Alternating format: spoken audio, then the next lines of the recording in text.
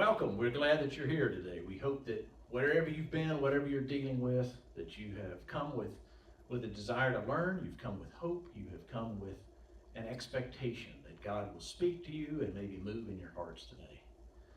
We have been studying really for the last 3 weeks. We've been talking about Jesus and the resurrection and what difference that makes in our lives. And I want to come back to that again today because I've been thinking this week about a lot of things. One of the things that's really been on my mind is not really a new need or a new search that we have, but that's regarding meaning and purpose. I think that just comes up from time to time in my mind about how many people are searching for meaning and purpose, and particularly when things seem to be upside down in our world, just kind of crazy. I was reading an article again, I don't know, sometime in the last week or two about how difficult it is for our younger adults, younger generations, to do things that I grew up just thinking, well, that's what you do when you grow up. You get out of high school or maybe you go to college, maybe you go straight into the trades or some other type of work, but you begin to form a family. A lot of people do that, and you get jobs, you kind of establish maybe a career, you look to purchase a house, just certain things that happen, and how that's not the case for so many today, particularly with a housing issue. And maybe not for everybody, but just some of the concerns it brings up, like, what do we do? Are we ever going to be able to afford a house? And then if we can't, well, what does that look like? So again, I don't mean to put on anybody that's joining us in person or on video. I don't mean to put something on you as if, well, gosh, never really thought about that, but the pastor said today, so maybe I should, yeah, thanks, Pastor. Maybe I should start worrying about that. I don't mean it in that way, but what I do mean is that I think when you're not able to do things maybe that you've kind of expected for a long time, whether it's buying a house or maybe an illness hits, there's all kinds of things that can happen. Maybe you get a job and then all of a sudden you lose the job and you don't know where to go next. There's just a lot of things that happen in life that I think cause us to wonder, what's next? How do I find, what's my new purpose? And I think also in our world today, at least in our country and a lot of places, there's an issue of meaning. Communities seem to be broken, however you define community. Families are broken, communities, it's difficult to relate.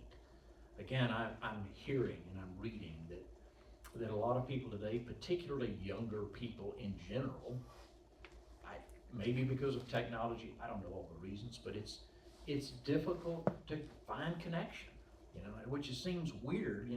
We're more connected than ever in some ways, and yet the real deep connection, the meaningful connection, is missing, and it's difficult for us to find it. And so anyway, all that to say, that's been on my mind this morning, and I guess it kind of collides with what I've been reading and studying. As I mentioned just a few minutes ago, I'm still celebrating Easter. I don't know where you guys are, and it's easy for Easter to move on like anything, right? We celebrate something and then poof. I've been looking ahead and thinking about July 4th and just different holidays coming up, Mother's Day, Father's Day, etc. And looking at July 4th, I think it falls on a Saturday this year, and I'm thinking, well, what do you do with that? If you preach on the 4th on Sunday beforehand, it's like everybody's forgotten it by the time you get to it. But if you wait until Sunday, it's over. Man, that was yesterday. It's gone. So it's history. It's history, right? And so just thinking about that, and again, I guess one of the questions on my mind for somebody other than a preacher, somebody other than a pastor, is Easter still on your mind? Does Easter still have meaning to you? I mean, I know it has meaning to you, but is it like day to day? Is it still on your mind? Not so much the celebration that we have it, but the difference that it makes. Does what happened at Easter still affect us? Does it still move us? Does it still have importance to us? And if so, in what way? Does it speak to meaning and purpose in our lives? And I think it does. I want to invite you to turn, if you have a Bible or access to one, turn to John's Gospel. We're right back where we were last week. Matter of fact, the last 2 weeks, several weeks, we've been in John's Gospel, chapter 20. And we're looking at kind of that little passage starting in verse 19. This issue of on Easter, the day of, the actual day of Easter, the first Easter, the original Easter, on the evening of that first day, Scripture says, the first day of the week, when the disciples were together, with the doors locked for fear of the Jewish leaders, Jesus came and stood among them and said, "Peace be with you." As they were gathered together and the doors were locked for fear of the Jewish leaders. And again, I know we've talked about this, but you know, that's one of those events that was shattering to them. It was a rearranging of what they had been focusing on and thinking about. You know, I mean, they had been for 3 years really studying and following Jesus and learning and trying to figure out what this new life was about. And in some ways it was great because it gave them meaning that maybe they hadn't had. I mean, they were part of a whole new thing. And you know, some people might push back and say, well, it wasn't really new, Reed. I mean, this has been going on for hundreds of years prior to Jesus. Yeah, but if you read the teachings of Jesus and you pay attention to what Jesus was doing, you got to admit, what he was doing was new, while at the same time a continuation. I mean, he wasn't trying to overthrow what God had started in selecting a people that were going to be called his own and what he was trying to do through them. But it was very new in terms of the way Jesus was interpreting and applying and trying to call people who were already, or at least they thought, already a part of the people of God. And yet he's presenting it in a whole new way. Like, you got it, but you missed it all at the same time. And so this group that he had called, all of his disciples, but the group particularly close to him, we sometimes call them the apostles, you know, the 12. By this point in time, you know, the 11, because one of them had betrayed him. There was particular meaning for them, because Jesus had been sharing inside knowledge with them, right? He'd been telling them things that were not evident to everybody else. You can read in the other Gospels, you know, maybe you remember he spoke in parables. And so he was teaching them, but again, it wasn't always obvious and clear. Some of what he was saying was obvious and clear, or it was obvious, but it wasn't clear. What are you saying? I mean, it's sort of clear, but surely it's not, I mean, did you mean what you said? Is this really, you know, this kind of thing. And so they're sitting in this room, sitting, standing, lying down, whatever they were doing in this room, and I'm sure they were praying. The text doesn't tell us that. But they were together trying to get their heads around this new event. For all the newness they had been experiencing, now Jesus has been crucified. Now he's dead. What do we do now? And then all of a sudden he's with them. And he says, "Peace be with you." And we've talked about that before. You know, that's still, even though I've just talked about it the last several days, I've been thinking about this a long time. You probably have too. Of all the situations, all circumstances you could be in, that's not the one I would think anybody would be at peace with. Everything's just been rearranged. But he says, "Peace be with you." So I want you to hold on to that. That's one of the things I want to talk about today, this issue of peace. Jesus said, "Peace be with you." And after he said this, he showed them his hands and side, you know, so that they could understand this is the person who was actually crucified. The marks are still there. We know he was dead, but he's alive and he's with us. And we didn't open the door and let him in. And so they're excited, they're overjoyed in one way it says. They were overjoyed when they saw the Lord. They recognized it was him. But there had to be so many questions.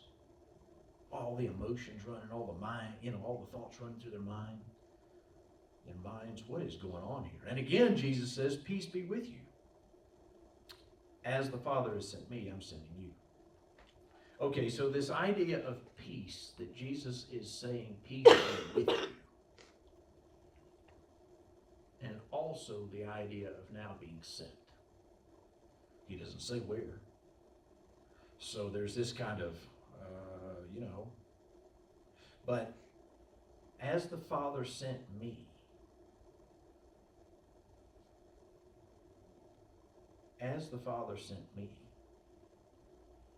I am sending you. I find meaning and purpose in these two things. I'll tell you what I mean by that. I don't know what your situation's been like the last week or two. But as I said, I'm well aware from reading and hearing and having conversations, there are a whole lot of people right now that would love a lot more peace than they're currently experiencing. And what I find in hearing Jesus say, peace be with you, again, if you read the scriptures, you know what happens next. Well, the disciples don't just live a happily ever after kind of life. I mean, life gets kind of rugged. They get challenged a lot.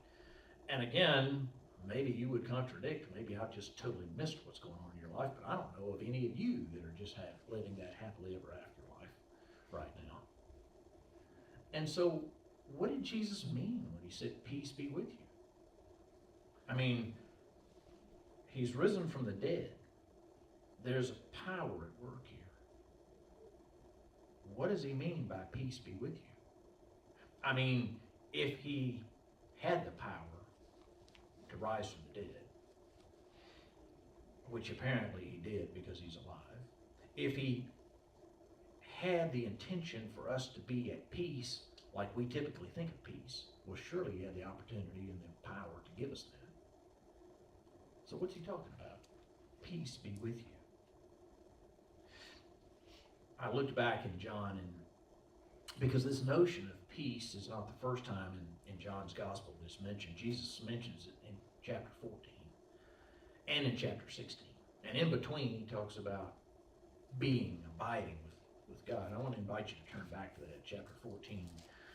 Jesus says, among a lot of other things that he's telling them, and you remember this conversation happening in 13, 14, 15, 16 of John. All of this conversation is happening right before Jesus is killed. I mean, it's just like the night before.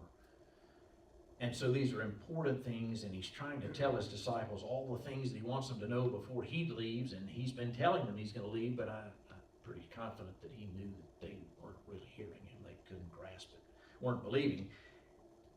And they're wrestling with it because in the first part of chapter 14, he's telling them he's going to go away, and where he's going, they can't come, and they say, we don't know the way. And then he says, I'm going to be with the Father, and they're like, well, just show us the Father. And he's like, I've been showing you the Father. I'm paraphrasing, by the way. I'm not trying to quote. But so there's all kind of confusion going on here. And then down in verse 27, chapter 14, 27, he says, peace I leave with you. My peace I give you. I do not give to you as the world gives. Do not let your hearts be troubled, and do not be afraid. All of this talk about he's going to be tortured and killed, and all the stuff that they have already seen him endure, opposition from the religious leaders. And now he's telling them he's going to go away, and he tells them to be at peace. Or at least that's what it seems like. Peace I leave with you. My peace I give you. And there's something different about this peace. It's not the peace as the world gives. Okay, well, I know what kind of peace the world gives. I mean, I know the kind that we want. right? The absence of conflict, the absence of struggles. That's the kind of peace we want. I also know from reading the Bible that there's a different kind of peace. There's the kind that's imposed upon it, right? Like, for example, back in that time, the Roman Empire was huge. It was a power unrivaled. No one could seem to stop it. And the Roman Empire was about, you may remember the Latin word for those of us that learned that back in school, Pax Romana, right? Peace, Roman peace. And so, what does that look like? Well, for them, it looked like, from the Roman standpoint, we're in power and you're not. So as long as you do what we tell you to do, there'll be peace. Great, right? Because they were brutal in taking over. And because they made you pay great taxes. And because there was all kinds of issues of losing control, losing autonomy, losing sense of self. But they got peace. There's no conflict. Except that nobody liked it, nobody was happy. So there's that kind of peace too. Is that what Jesus is talking about? My peace I give you. I think it's interesting that John talks right after that about the connection Jesus wants us to have with him. He talks about in chapter 15, he's already been talking about the fact that he's going to be with the Father, and there's something about that that's really good. But he's now talking about how important it is for us, those of us who know him, those of us who follow him, to stay connected, to abide in him, to really remain connected. What's that all about? And he's saying that if you remain in me, chapter 15, verse 7, if you remain in me and my words remain in you, ask whatever you wish and it will be done for you. This is to my Father's glory, that you bear much fruit, showing yourselves to be my disciple. What is he talking about? Why is he emphasizing, as he does, he keeps going, as the Father has loved me, so I've loved you. Now remain in me. That doesn't sound like the peace of no conflict. He doesn't mention having no conflict. And yet he talks about it in a way that sounds really important. And it doesn't sound like the kind that's imposed, because he doesn't say you must. He says if you will, if you remain in me. It's an invitation to a relationship. It's an invitation to a dependence upon a relationship. It's an indication that if you will not only have a relationship with me, but really draw close. This is an intimate relationship. This is a deep, close abiding, thinking of, praying to, staying involved with, in everything in life. Loving. You don't love from a distance. You don't love somebody you hardly know. You love somebody you know well. It's an invitation to that. And somehow that is what follows this issue of peace. What's Jesus trying to say here? He goes on to talk about no greater love than laying down one's life for one's friends. Wow, now we're really ratcheting up the relationship. We're ratcheting up what's involved in a relationship. We're ratcheting up the cost of a relationship. Laying down one's life. I don't know what you're thinking right now. I don't know what you think when you hear that command. There's no greater love than to lay down one's life for one's friends. But I'm not sure that just brings me to a sense of peace. That sounds like sacrifice. That sounds like giving up a whole lot of everything that I thought was important, or I've been pursuing, or what I've been trying to accomplish and gain, and whatever. That's peace. What is that about? What is Jesus telling them? I no longer call you servants, because a servant doesn't know his master's business. Instead, I've called you friends. For everything I've learned from my Father, I've made known to you. What's he talking about?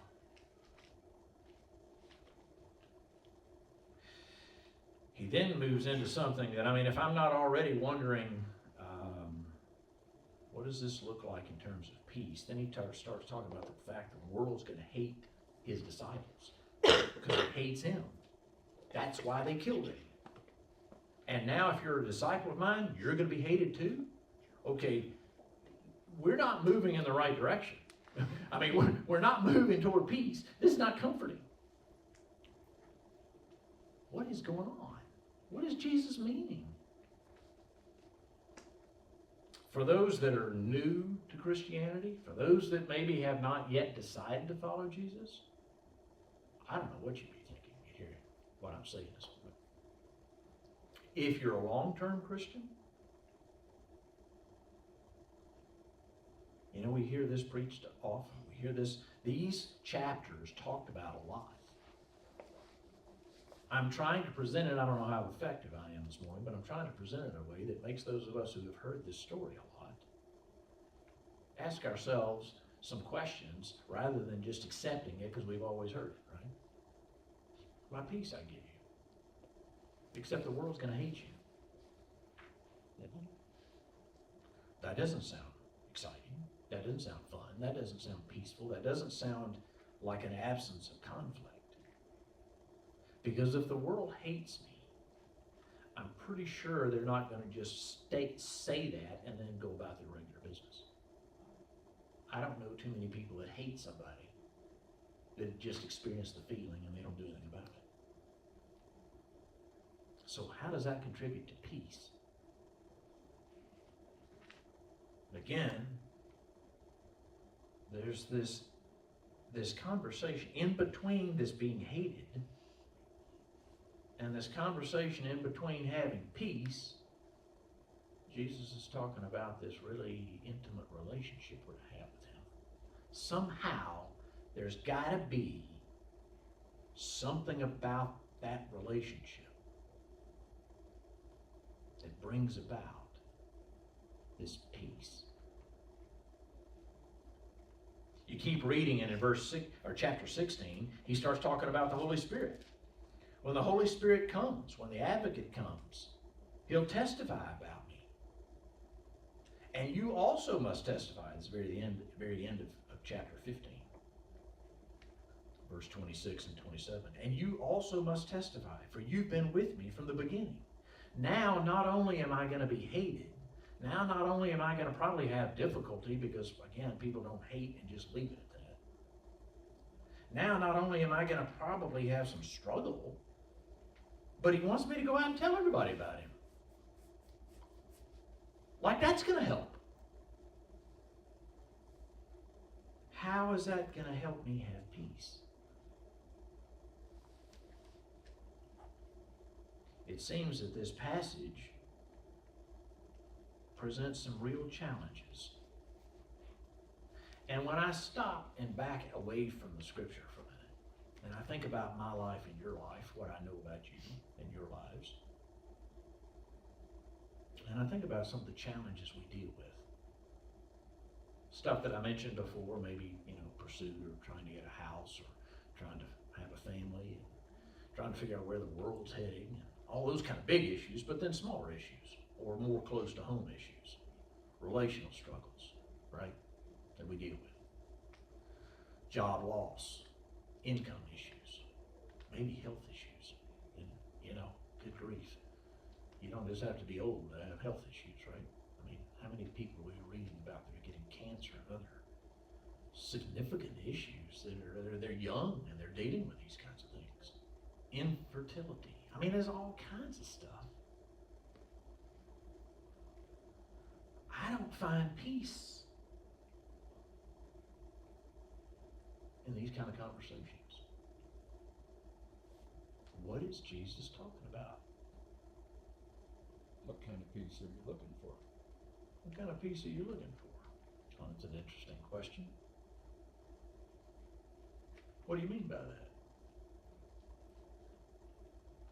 Are you looking for peace that makes you comfortable? Feel Yeah. safe, secure. You know, that, or are you looking for peace in Christ, in God? Are you looking for the peace that He brings, or are you just looking for creature comfort peace? So there's something about the peace that He brings that's different than creature comforts. What would that be? What would that look like? Contentment. Contented? Contentment. Contentment. In what way? Even in bad times, you still have an inner joy or inner peace knowing that you're not doing this on your own. You're content. He's with us? He's with us. Yeah. I wonder when you're in one of these challenges, any of these, pick one. I wonder when we're in that moment, what do we do? Well, I'll answer part of that. We do everything we can to get out of it, right? Yeah. I mean, let's be real. Nobody likes to be in one of those situations, any of them. So we do everything we can to get out of it. And I'm not the only one, I'm confident, that hasn't been able to get out of every situation I've been in that I didn't want to be in. So what do you do then? Well, I look for help. I call on anybody I can find that can help me. What if they can't help? Well, I'm a long way from peace at this point. Because now it's starting to sink in that maybe I can't do anything about it. Maybe this is going to be the new reality. And in fact, you and I both know this is reality for a lot of people.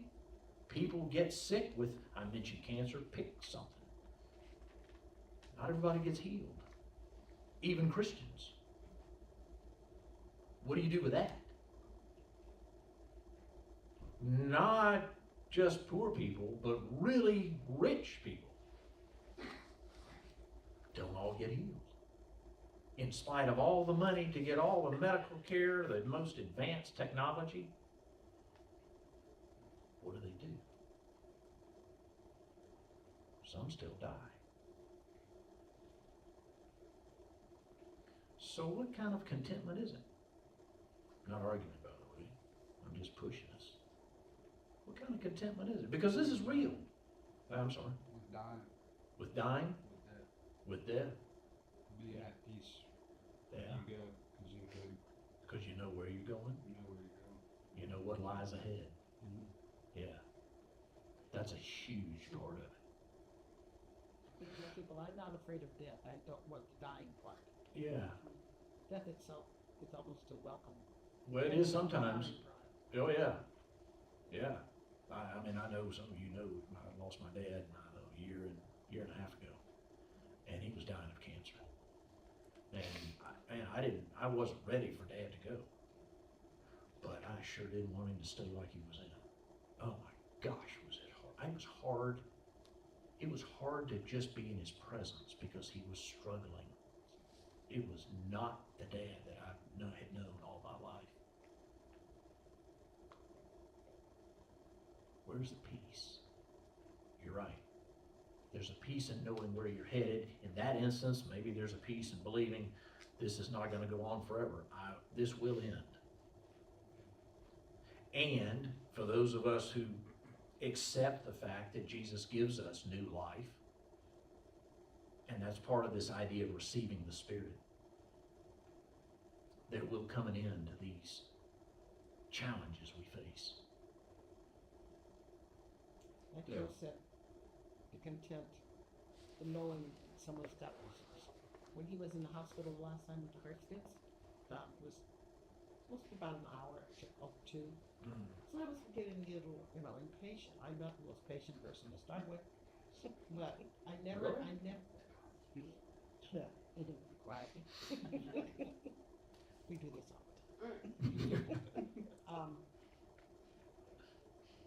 But I can honestly say, since Christ has been the focus, been here, I can honestly say I have never been scared or worried about a situation until it's over.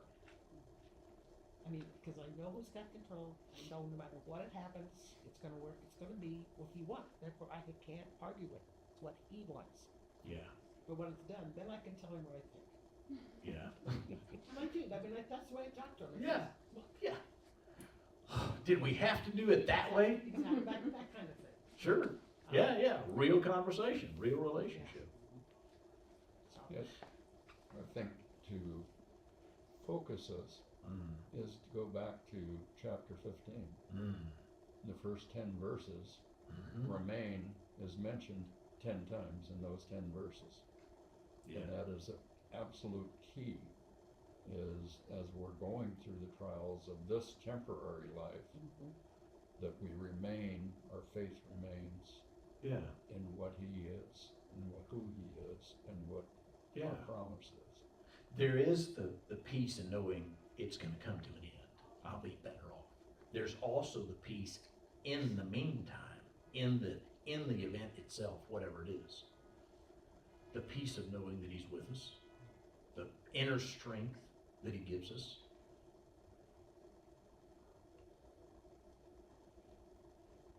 I wonder then, what sense of meaning we can derive in a situation like that. I mean, that's, candidly, who thinks of being in a situation like that when you're talking about wanting to have meaning in your life? What's the meaning of my life? What's the purpose of this whole thing? Who thinks of that when they're in the midst of it? Unless maybe it's been a long-term struggle and then you're really questioning. But who thinks of that? I want to encourage you to think about something. Going back to our original passage in chapter 20. When Jesus says, peace be with you, I think he's getting at, I think, I'm just talking like we normally talk, okay? This is not a hypothesis. This is not a good guess, right? I'm confident of this. But we say it like I think, It isn't an absence of conflict. It isn't an absence of struggle. It isn't having everything all lined out in order like I want. It's knowing that he is with me, that he's always with me, that he will get me through it, whatever I'm facing, and that I can count on him. No matter what it is I'm facing, he's with me. And at some point, I will be with him in a whole new way, and all this junk will be gone. But in the meantime, in the depths of the struggle, whatever that struggle is, in the depths of that struggle, you may have been there.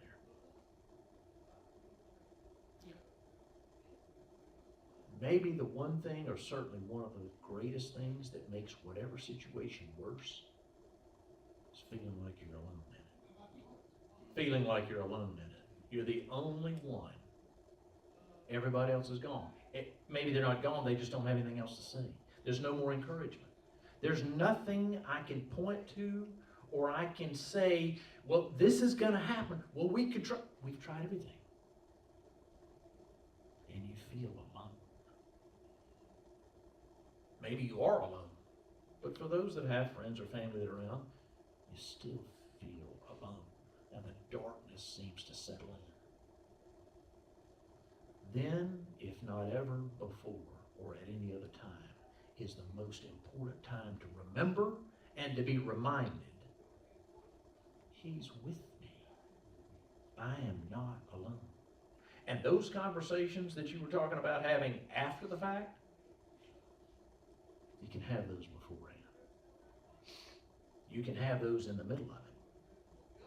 I am struggling. God, I've done everything I can do. I don't have an answer. Nobody can help. I've called on anybody and everybody, and I'm here, and I hate this, and there's nothing I can do about it, and I'm just struggling.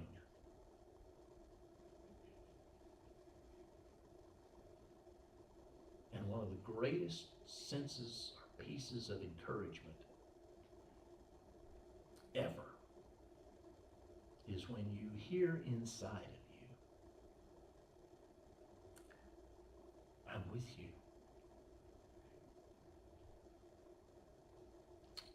And it will be better. Maybe not like you're expecting. Maybe not what you're thinking. But it will be better. This is part of him giving the gift. The Spirit. The real presence of God in us. You don't have to look elsewhere. And when you begin to talk in real terms like that, real terms, some call it prayer, some just say, you've said before, conversation with God. When you begin to talk real like that, things begin to happen. Maybe not things you're expecting. Maybe, again, not the healing you're desiring or the relief or the provision or whatever it is you're looking for. But things begin to happen in your relationship. If you're listening. Because the Spirit is with us. Now, there's something else he means by receiving the Spirit. And we can't go into this a whole lot today because we're about out of time. But that's okay because I'm going to come back to this. I'm going to come back to this in the weeks as we enter into Pentecost, and we're going to talk more about it. But when he says receive the Spirit, he doesn't just mean for our benefit in situations like this and others. He also means for us to do something with that gift.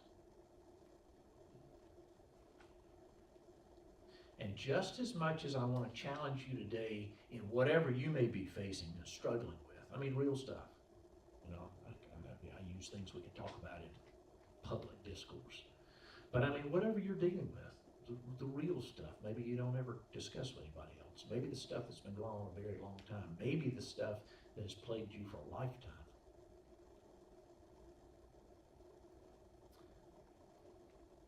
Yes, he gives us his Spirit for that, truly. But he also gives us his Spirit because after he, in human form, in his visit to earth, in his being born in life with us here, after he left, after he ascended, after he went to God to sit at the right hand of God in heaven, he didn't just end his mission. He didn't just say to everybody else that was to come after he was gone, well, too bad they weren't here when I was here. Sorry you missed me. What did he say? Not in these words, but basically, you guys that were here, you guys that are mine, you guys that have received all that I've given you, well, now how about everybody else? And bizarre as it is, we are his agents to go share it. The news, the good news. We are the ones that God is not just counting on, expecting to go tell other people about it. Because how are they going to know? A lot more to say about that. A lot more. But I encourage you and invite you and I challenge you to consider what it means in your life today, your actual real life. What does it mean for you to have the peace of Christ day in and day out, hour in and hour out? What does that mean? How much more of that could be present in your life? And what's my invitation and responsibility to do with that beyond myself?